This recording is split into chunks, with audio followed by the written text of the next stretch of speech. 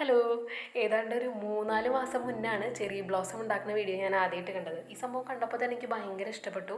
ഏറ്റവും വലിയൊരു ഹൈലൈറ്റ്, ഇത് ഒരുപാട് പേര് ചെയ്യുന്ന വീഡിയോസ് ഞാൻ കണ്ടിട്ടുണ്ടായിരുന്നു അതിന് ശേഷം.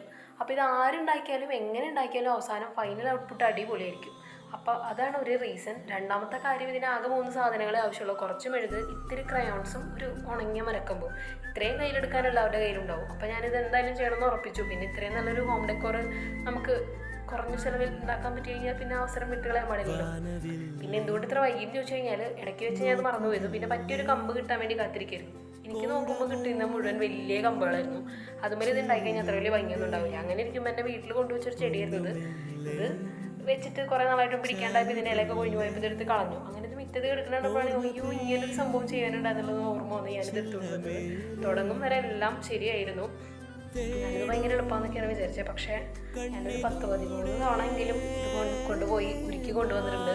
ഉരുക്കും ഉണങ്ങും അങ്ങനെ. പിന്നെ കൈയൊക്കെ പുള്ളി ഒരു പരിവായി. എന്നാലും സംഭവം അടിപൊളിയായി അവസാനം.